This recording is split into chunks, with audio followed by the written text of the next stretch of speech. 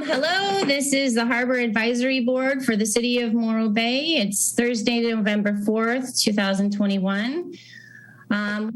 Lori, do we have a quorum? I'll do roll call. Chair Hansen? Here. Member Dowdy? Here.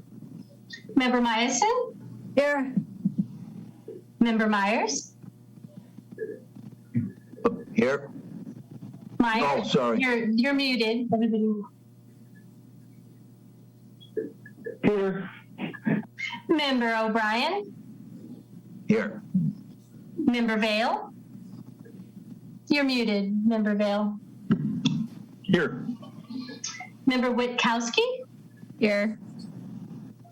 And you have a quorum. Right, wonderful. Oh, I'm sorry. I missed Member Dowdy. Ooh. I'm here. You're here. Now you have. We have everybody. All your HAB members are here. This is awesome. All right. So I call this meeting to order, and let's start with a moment of silence.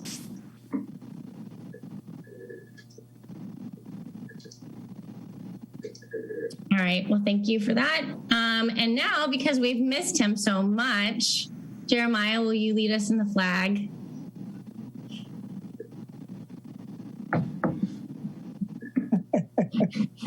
I can't do that.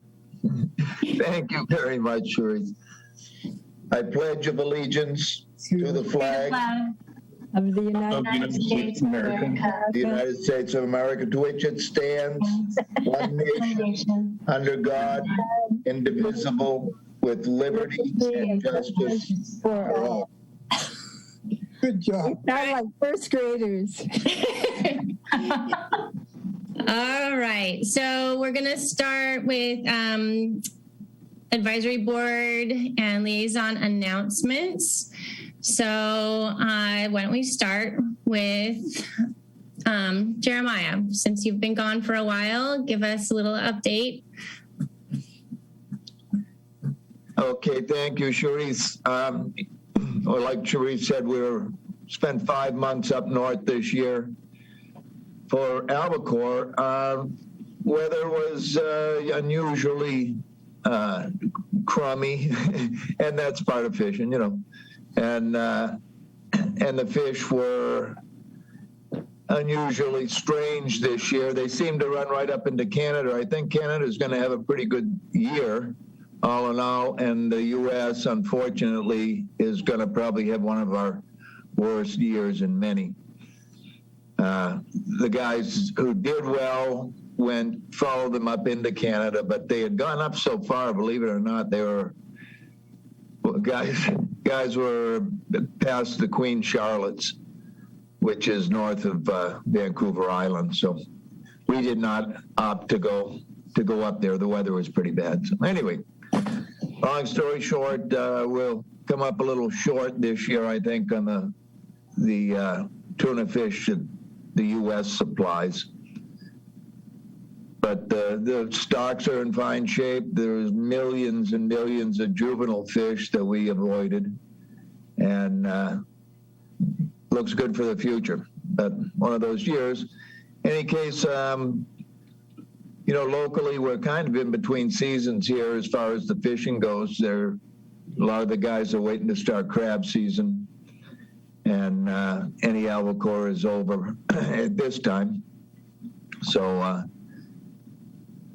I know that a lot of the black cod guys are still working at it. So anyways, that's about it, I think, Therese. Thank you. All right. Thank you, Jeremiah. Okay, let's go to Member Jean Dowdy, please. Oh, I want to put a big thank you out for Jeremiah and the commercial fishermen who brought fish down for our local people. Without you, Jeremiah, and your crew, we would all not have our albacore. We thank you very, very much for that. A couple other notes there. Winter is on the way here. Make sure that your dock lines and pennant lines are up to snuff.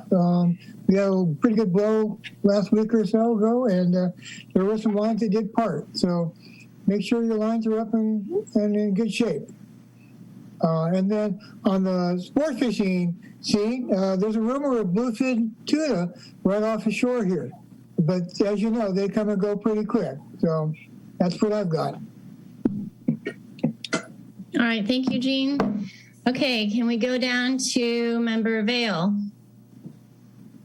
Well, I've again been preoccupied by our board meetings, our subcommittee meetings. I have talked to Bruce Marshall some more, and we'll get to that in my boatyard report. Other than that, I got nothing new. Okie dokie. All right, let me go down. I'm trying to do this so I don't forget anybody. Okay, Lynn, Member Meissen? Hi, thank you, Charisse. The only thing I have is the Morro Bay Yacht Club is doing some sailing lessons on a very limited basis, but for the wintertime and on weekends. If there are still people who want to take sailing lessons, call now in order to get it scheduled. It is, of course, weather dependent. When the winds came up, as they did a couple of weekends ago, everything is canceled. But there's an opportunity there if you want to learn to sail. All right, thank you, Lynn. And Mary? Sure. I think there were a lot of people were involved in local Halloween events. I think Morro Bay punched above our weight class as far as like family-friendly Halloween things that people participated in. A lot of families are closing out soccer season and basketball signups are right now. So looking forward to that and the holiday boat parade. Right, so mentioning the lighted boat parade, it's actually happening on December 4th on that Saturday. So that's exciting. I'm hoping we have somebody whose outreach is the Rotary Club.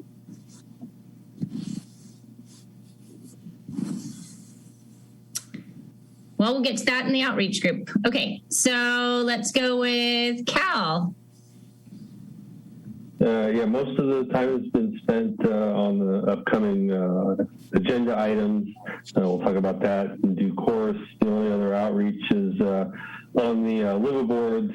One of the individuals has been getting reports back at the cleanliness of the restroom. Unfortunately, I'm pleased to report that it's been a lot cleaner over the last few weeks, although they do have ants apparently now, so it's always something.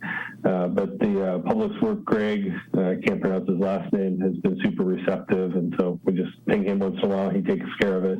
I guess there's a bunch of debris by the Tidelands dock at the moment. We don't know if that's because of the recent boat wreck that was down there, but we'll let Greg know. That's all I have at this point. Okay, thank you, Member Cal Myers. Okay, so that comes to me. Oh, and I didn't bring it. Eric or Laura, do you have a picture of the finished sticker? I do not. You do not? But I can hold, let me grab one. Hey, Chris, I'll get to you after this. I think I know what you're going to talk about, but I'll wrap around. Okay, so the other things. Here you go, Therese. Okay, see, perfect. There you go. Where I believe Eric, Lori, and I are going to at some point go down to all the different businesses on the Embarcadero and hand out these stickers, and they're clear on the white part and then a teal blue, so they should stand out on glass windows. And even today, I mean, always I mention when I make a sale and somebody wants a discount or they say, oh, the Embarcadero is expensive or, along those lines, it's always nice and they appreciate it when they know that part of their purchase is going to the harbor department. So information for the customers is key, and that will also help the businesses, which helps the harbor department. So, all right, so those are going to go out soon. If you want yours, we'll be by soon. So, and then as Mary mentioned, the lighted boat parade is a go. That's December 4th, Saturday.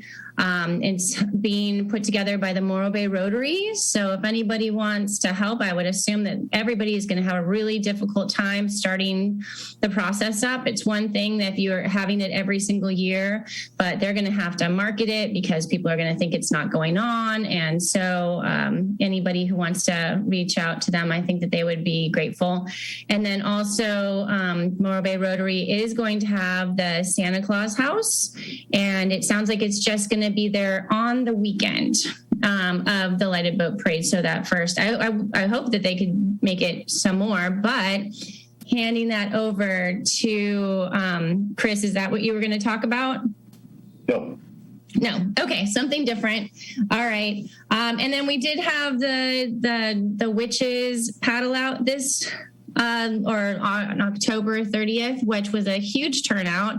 I would like to know more about what the proceeds go, because it sounds like it's a charity event. Unfortunately, I just left from my dock to go and paddle out, so I wasn't part of the charity part of it, but I really want to be a part of that. So it's a great event. It was really fun. And the photos that were generated from it, I know that there's a bunch of videos, and this is bad, but yeah, see, it seemed like there were definitely between 100 and 200 witches out there. And it was a hoot. I mean, like, trying to cackle like a witch was hilarious. So anyway, that's it for my announcements. And Chris, what did you want to add?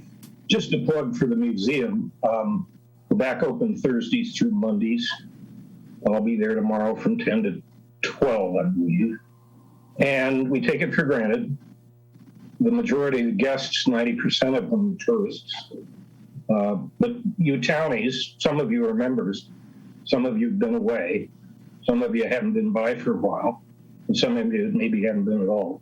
Come see us. There's a lot of new stuff. Thanks. Wonderful. Thank you. Now, our liaison. Is our liaison here this evening, Lori? I don't believe so. Yeah, I do not see her in the queue. All righty. I do know that right now is a chamber event, and I might have seen her there for the chamber appreciation that's going on at the Morro Bay Golf Course for a lot of the local businesses. So anyway, maybe she'll sign on later when that event is over. Okay, so we do not have any presentations this evening, but we'd like to open up any public comment for anybody that's in the queue. I'm just going to read this because every once in a while I should read it.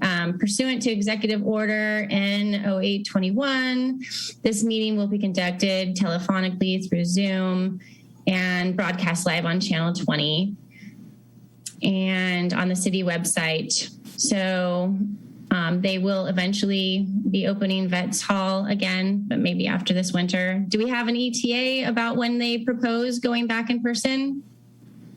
Eric, Lori, anything? I'm not aware of anything official yet.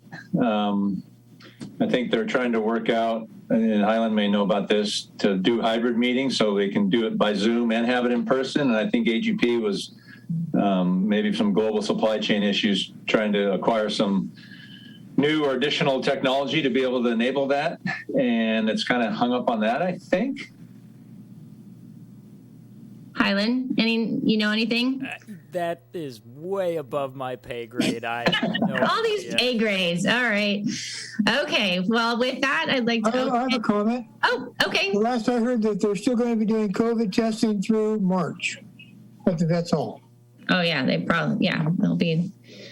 Okay. So at the Vets Hall, still they're still doing COVID testing. So Highland, do we have anybody in the queue for public comment? There are no raised hands in the queue. Alrighty, so we'll move on. And the next thing is consent calendar.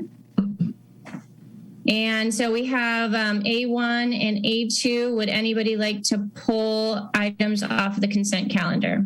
And I'll look up and down, see raised hands, or anybody just holler out. Okay, Seeing no raised hands and no comments, I will ask for somebody to move to approve as submitted. I also move. Second. Seconded. Okay. So do we need to say any more? Do we need to have a movement that says a little bit more? A motion to approve items A1 and A2 as submitted? Can you say it like that, Chris? Sorry. I move we approve items A1 and A2 as submitted. In a second? Second. I'll second. Perfect. Thank you, guys. Okay. All right. So, yes. Oh, Chair Hansen, would you like me to do roll call? we'll do a roll call. Sounds good. Chair Hansen, Yes. Member Dowdy, Yes. Member Vale, Yes. Member Witkowski, Yes. Member Myers, Yes. Member Myason, Yes. and Member O'Brien. Yes. And your motion passes. Okay, perfect. Thank you. Okay, moving on to business items. We have B1, which is the update from the Parking Management and Paid Parking Ad Hoc Committee. We have a chair of that committee who is Member Myers. Would you like to give an update Sure. on that? Absolutely. Over the last month, the ad hoc group, which includes representatives in and around the Embarcadero, the stakeholders, we've met a couple times. We've gotten a lot of their input, what the implications of paid parking is. We have a beginning of a draft letter very similar to the 2017 letter. We sent it out. It's the same, very similar concerns that if we put parking in, there's going to be some winners and losers with the paid parking element. Although there's a general agreement that there's some long-term parking that we'd like to see not happen directly in front of the businesses, but move down the street a little bit. Employees and the people that fish all day shouldn't park right in front of the restaurant, that type of thing. Paid parking is probably a little bit of an overkill, but understand it's a good motivator. So we have that draft letter sort of set up. It needs a little introduction because we've never really gotten formal direction from the city council. The letter sort of needs that set up to saying that, we were told to do this and here's the result. And so that's kind of the big piece that we need to work on for that. But I think most of the content at this point is our recommendations from what HAB feels about paid parking strictly in the Embarcadero area. Basically from the power plant down to the boat ramp and a little bit up along, Market around the Dorn restaurant. So that's the big piece. I've talked to Eric about this a little bit. So we want to keep the momentum going, but we haven't really gotten formal direction from the city council. Any questions on that? That's pretty much where we're at. I know Sharice and Chris have been participating in all the various meetings and so forth.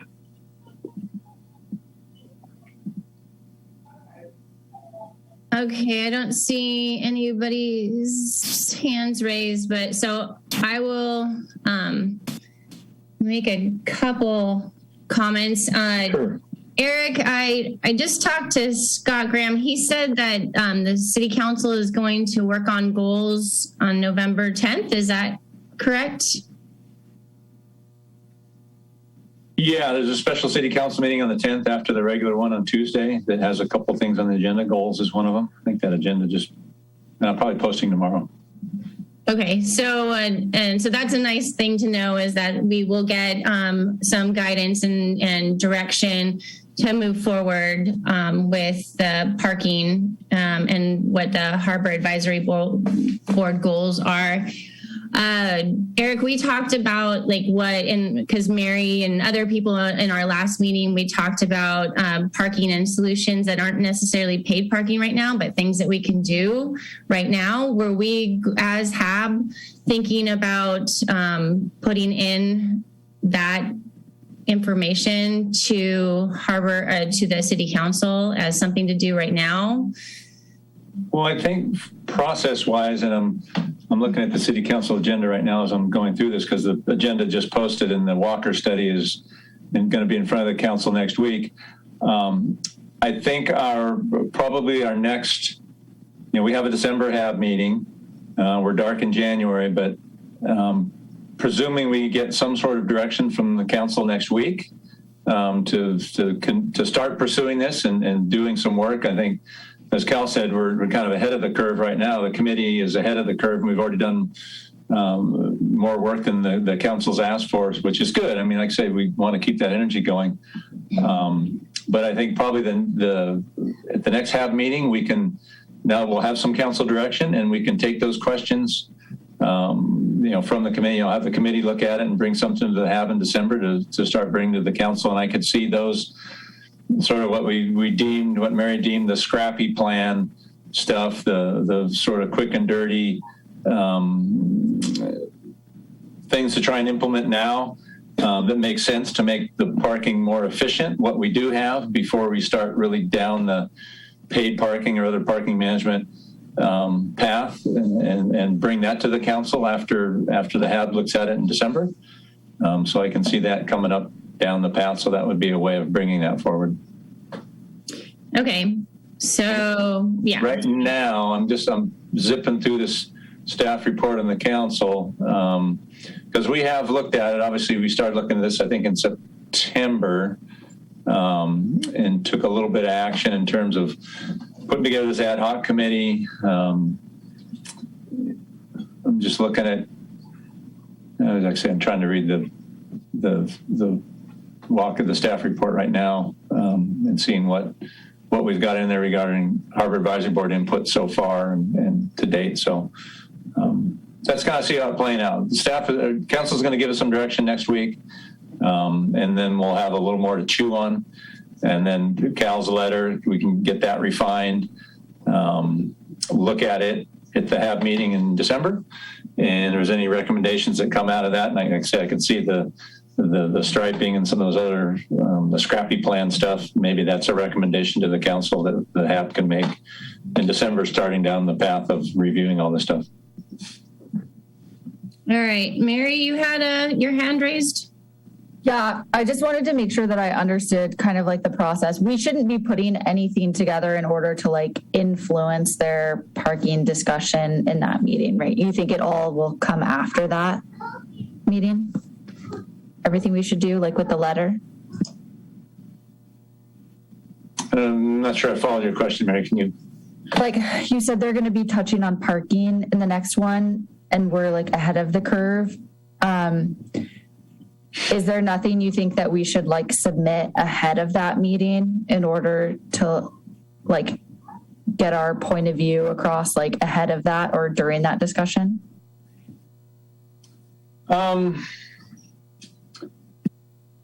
As a body, no, I don't think so. I think, they're going to look at, just like we looked at the Walker study back in, I think it was September, might have been October, or maybe both meetings. We might have looked at it in one and looked at it again in the second. This is going to be their first official look at it publicly and making comments about it. I'm sure they've read it. I mean, it's been out for a little while.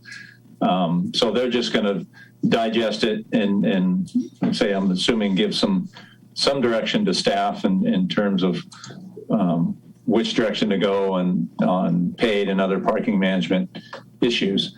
The recommendation in the staff report for that meeting is council review the Walker study, authorize staff to take initial steps to develop a plan to implement parking management recommendations, including development of pilot paid parking program, the most impacted areas. And so that's when the council is going to look at it and decide, okay, we want to do this, we don't want to do this. And I think after that, once council gives us that direction, I think that gives us really the sort of the impetus or authority to really move forward as a HAB and then send back our recommendations with regard to all those items that they send us forward on.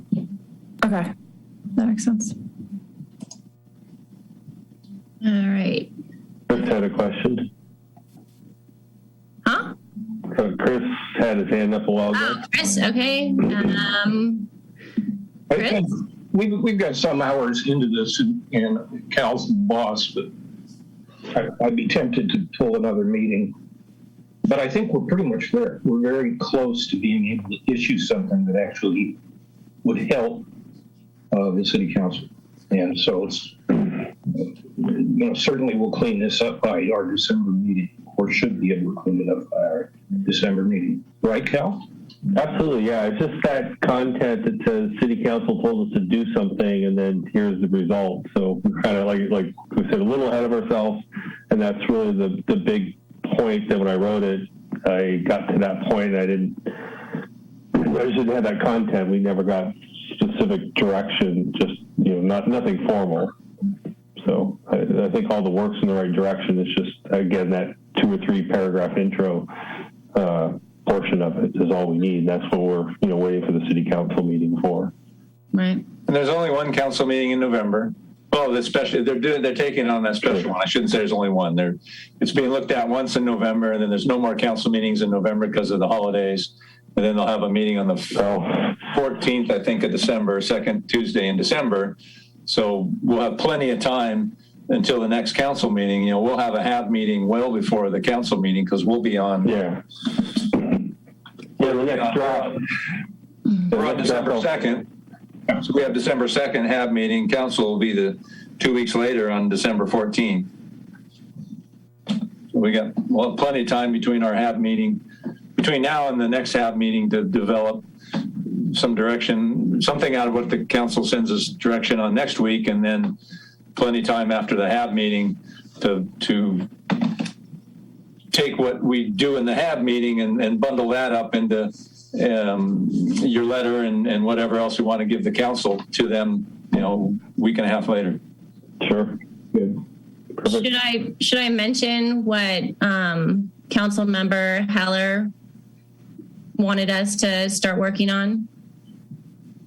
So throughout just as an announcement with the app right now, because you're talking about direction.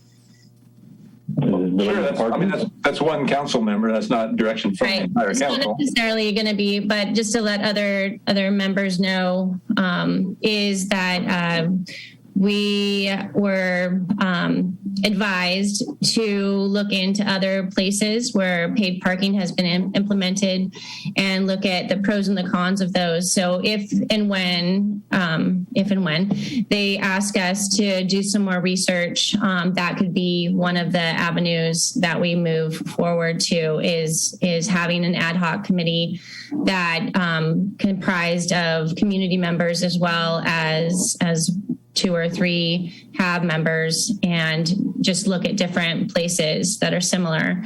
And one of the things that I think we need to focus on, if they do send us in that direction, is things that are actually coastal commission areas, because that is going to be a major constraint. So anyway, just future food for thought for future.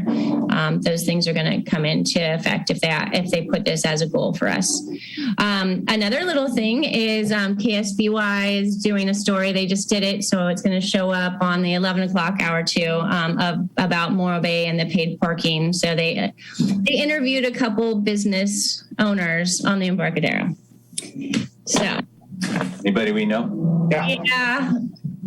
So, all right. So there was nothing to vote on. So unless anybody else wants to make any additions or have any questions, I'm going to look for hands and then I'm going to open public comment. Seeing no hands from the board. Highland, do we have any in the queue for public comment? There are no raised hands in the queue. All right. Okay. So we can just move on to item B2, correct? Lori, good? Yep. The only thing I would say is I think the council, I just want to confirm because I think it was said wrong. The council meeting date is the 9th. And then the goals workshop is tentatively the 10th. So they're 2 different days. They're not on the same day. Okay, but you said goals workshop. You mean it's not a workshop. Is it a workshop? It's just a special meeting for goals. Special city council meeting. I think there's 1 or 2 other things on the agenda, not goals related, on the special agenda on the 10th. But Lori's correct. The Walker study and parking management is being taken by the regulars meeting on the 9th, Tuesday the 9th. So they're just two separate meetings. I think in the beginning of this item, I think it was said a little not completely correct. So just want to clarify. Okay, good. So, all right, wonderful. So we're going to move on to agenda number B2, which is update from the Marine Services Ad Hoc Committee on committee's recent activities. So do we have a chair allocated who would like to talk about? There you go, Chris. The floor is yours. Okay. I have had 2 meetings with Bruce Marshall, who did the study from 1998/99. To remind you, Bruce has run at least 5 boatyards between here and the state of Washington and built 2. He's back in Morro Bay. He grew up here, moved away for that sort of boatyard success, and now he's back. He's looking into his older report and thinking out loud about updates. It's very clear that Morro Bay is a harbor that has no ability to service, maintain, or rescue its own vessels. And if you throw a dart at a map of California on the coastline, every other harbor you're going to hit has such a facility. It's expensive, it's needed, and the last time I talked to him, we were down on the waterfront, and he looked over at the stacks and he pointed.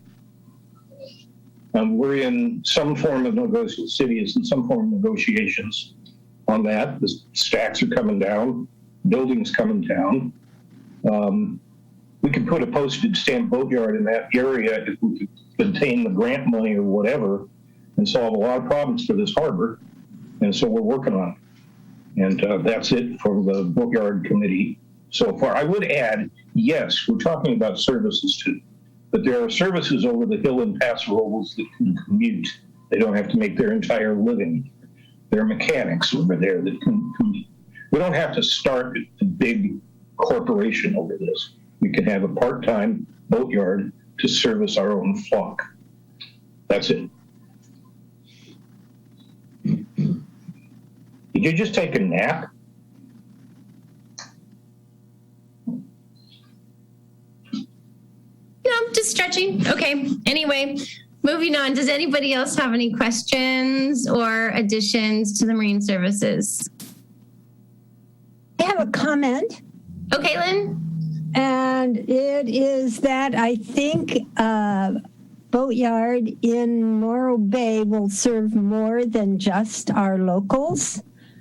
We do not have enough boats in this bay to keep one going, just like we have a very, very hard time keeping even a diesel mechanic employed or an boat electrician employed.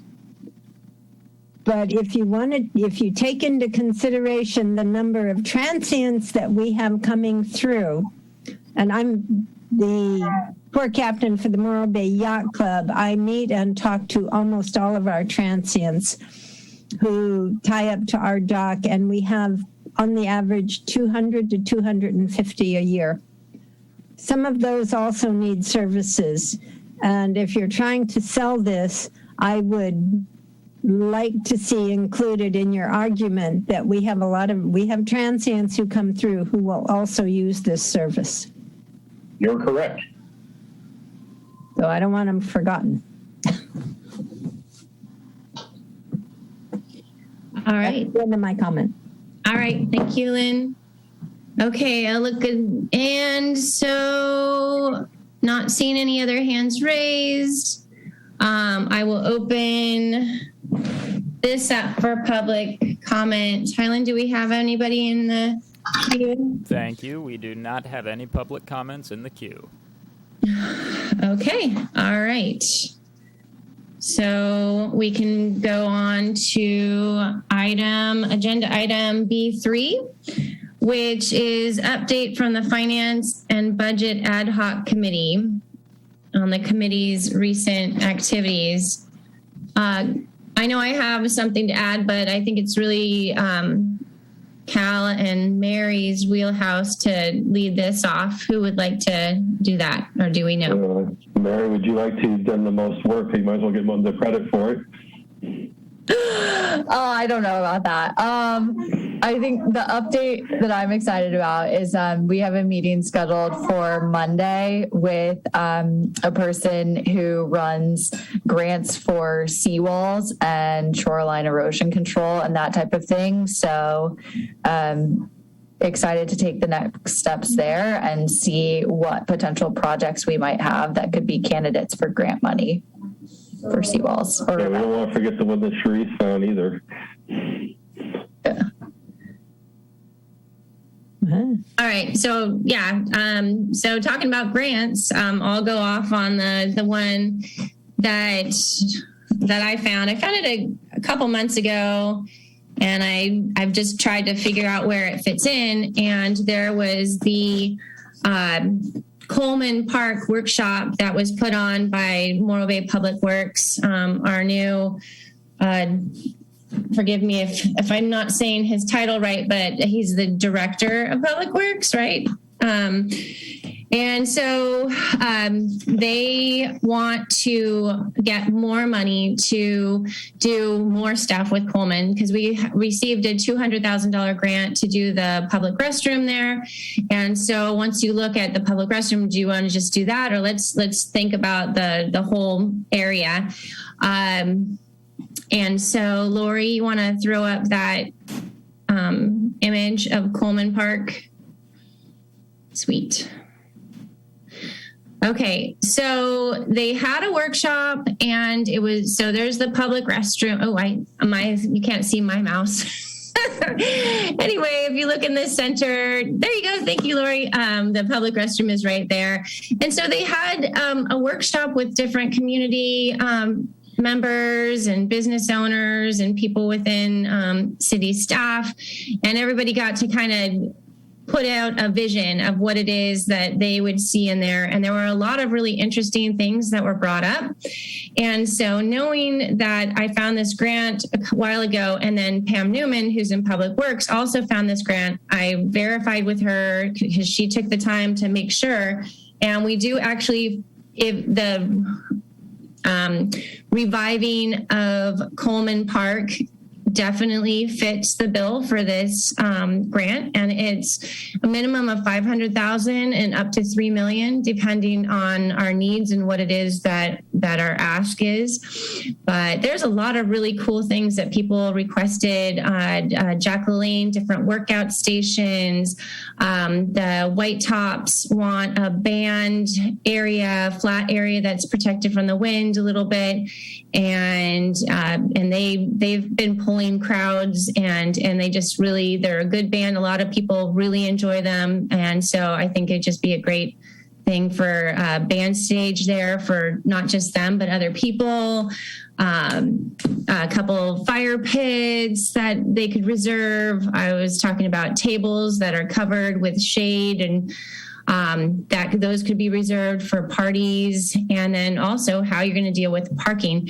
So anyway, knowing that the Harbor Advisory Board works on the budget, this seemed like a good fit to have the people on this committee look at this grant and try and follow through with it. So we are starting the process of checking off the different things that are required. This is a new thing for me, and I'm really glad that Mary, you're working on the seawall one too, because knowing how to muddle through some of this verbiage of these grants, as much knowledge as we can gain in order to give that. And then so Pam Newman and Greg are going to be working, and I forget his last name. Sorry.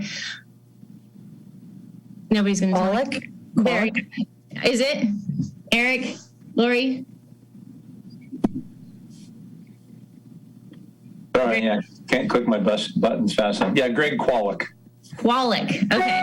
Kwolek, Kwolek. Right, so they're going to be working on the actual maps and whatnot. And so Eric, do you want to add anything about this? No, I mean, it came out of, well, I guess, yes.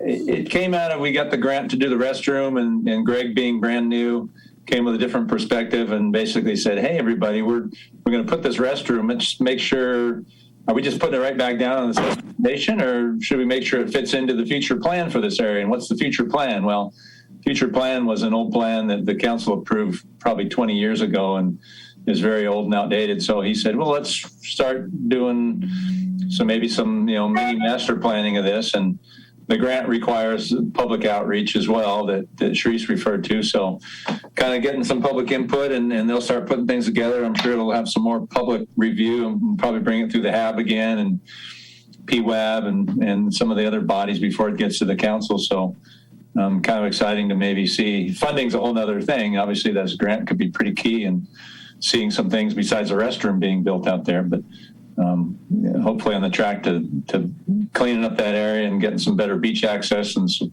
few more amenities and whatnot out in that zone between the current Coleman parking and the basketball court. Right. So this also kind of goes with the outreach groups too. So if any of your outreach groups of any of our members, that's a good thing to talk to them about before our next meeting. Talk about Coleman Park, what kind of things that they would like to see there. And I know that the things that we're going to work on, Cal, he's going to try and get a hold of some of the tribe leaders. So if anybody hears from this particular meeting and knows some people that are part of the tribes and they want to put in their 2 cents on what happens with this particular area redevelopment, that would be great for somebody to put them in contact with us so we can hear their voice. And then I am going to go to the schools. Mary, what was your outreach? I forgot. I reached out to the grant coordinator to get the additional information and get the line open with her. Okay, perfect. And so, but as far as this committee goes, we have Cal Myers, Mary, and myself. And so you can email us, M. Witkowski, C. Hansen, or C. Myers at morrobayca.gov. And okay, do I have anything else to add? Anybody else want to have any questions or comments? Nobody in the board? All right, so Highland, do we have anybody for public comment? Thank you. We do not have any commenters wishing to comment. Okay, perfect. All right. So we'll move forward to our last item on the agenda for business, which is B4, Harbor Advisory Board Member Public Engagement Outreach Assignment. Okay, so I'm just going to scroll down the screen. I'm going to scroll from the bottom up. Okay, so Member Vale, do you have anything to add? I know you talked a little bit at the beginning, but is there anything that you want to add in this portion of the meeting? Well, only that Quota International has asked me to do a little talk, and that talk would be, my Rotary Kiwanis talk about the museum, but also to bring them up to date on what HAB's thinking about, what we're looking at, just in general, to give them a fresh view as to, what their government and its committees are up to these days. So I'll be doing that. Okay, wonderful. Thank you. All right, and then we have Member Cal Myers. No significant updates at this time. I gave mine at the beginning. Thank you. All right. Thank you. And Member Jeremiah O'Brien. Well, I could bail out of it by saying I've been absent up in Oregon, but I did get to entertain about 130 or 140 people when we were selling fish down at the dock. So it was a lot of fishing stories told. It's good to see a lot of friends buying fish down there. So that was about that. Your outreach. All right. Thank you. And Lynn, Member Meissen. Nothing new to report. All right. Thank you. And Member Mary Witkowski. Nothing new on my side either. All right. Member Jean Dowdy.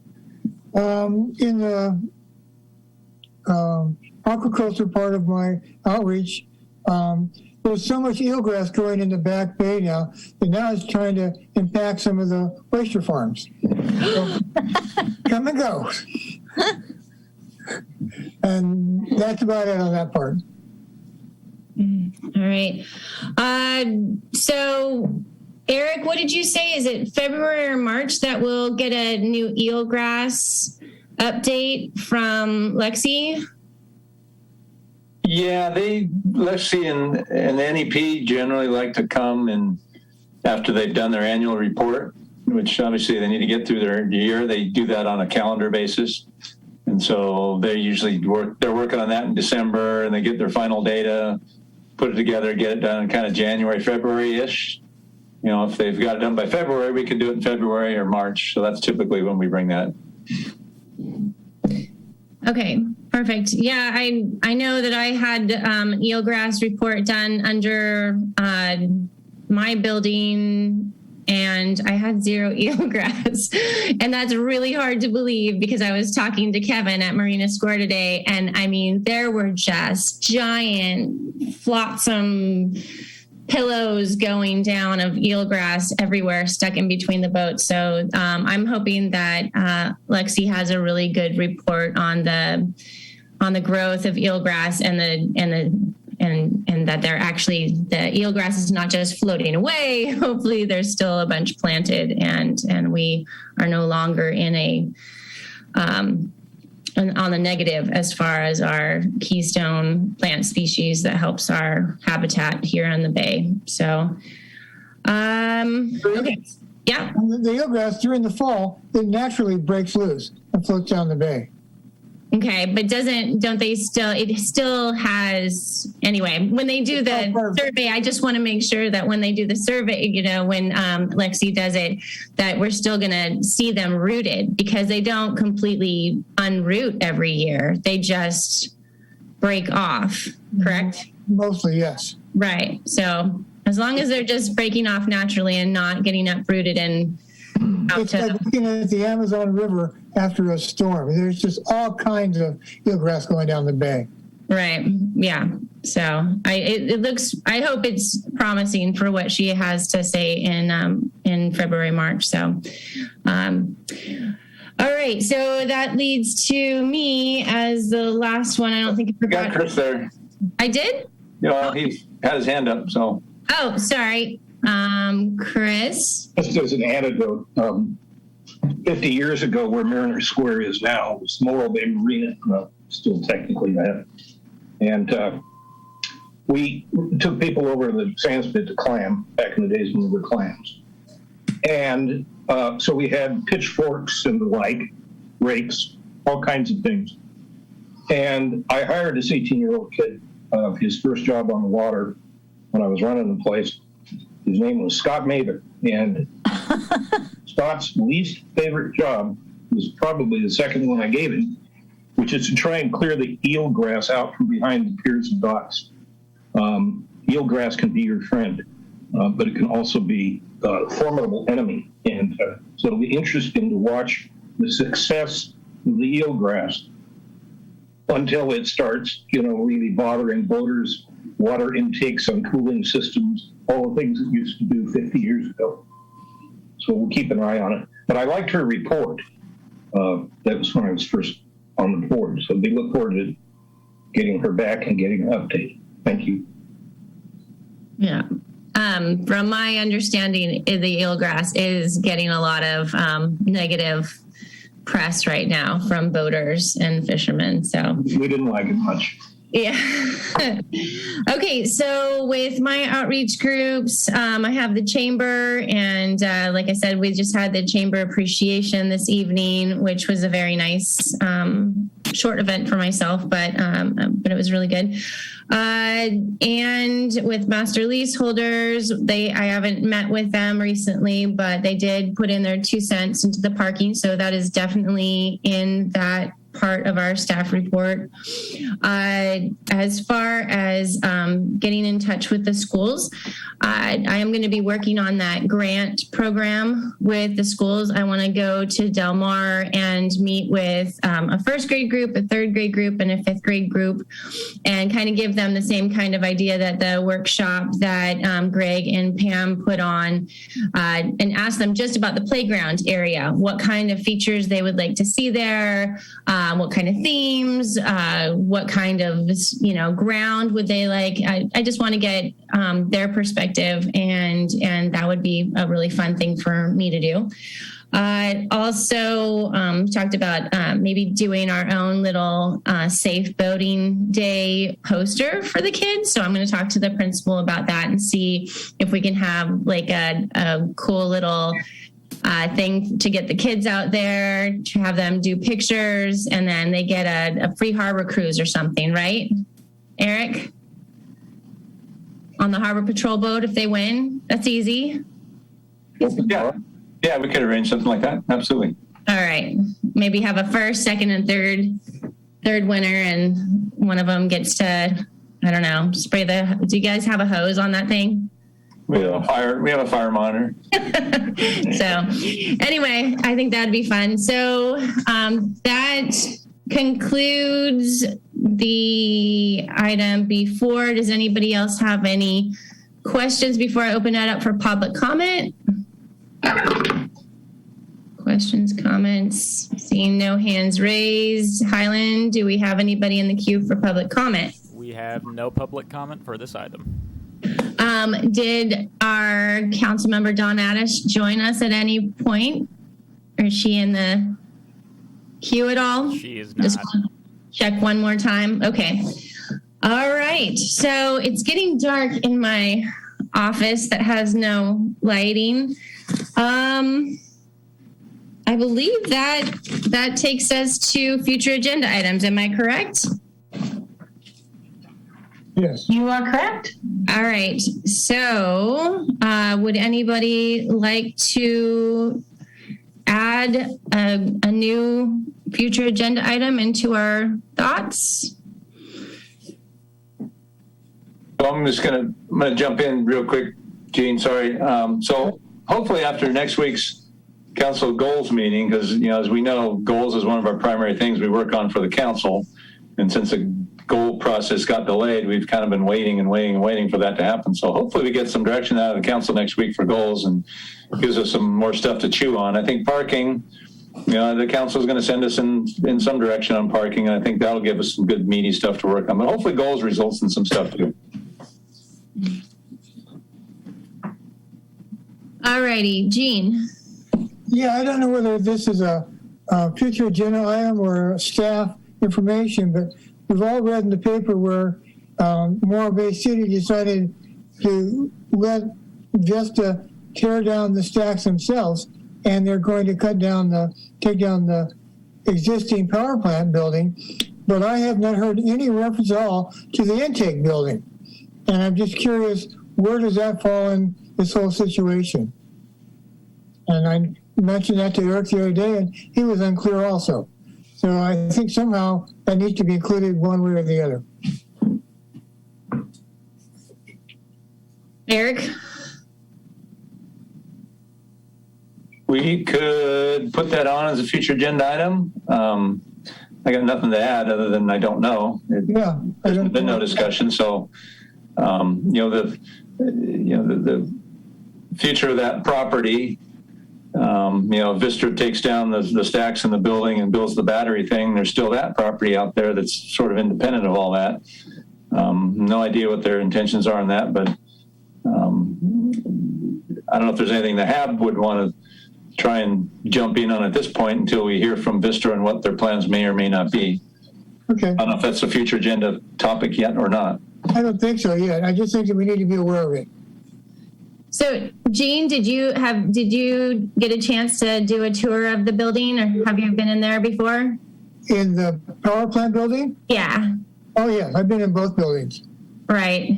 Yeah, I got the opportunity to go in there and I took some images, and to me, it seems like a colossal amount to take that all down, and I wouldn't want the city to be responsible for it in any way. But anyway, here's one picture in my old school. That's one of the switchboards, and then the ceiling. It's pretty amazing in there. And then I took pictures of the stack. So I don't know necessarily how we would make that an agenda item. But can we keep it for food for thought?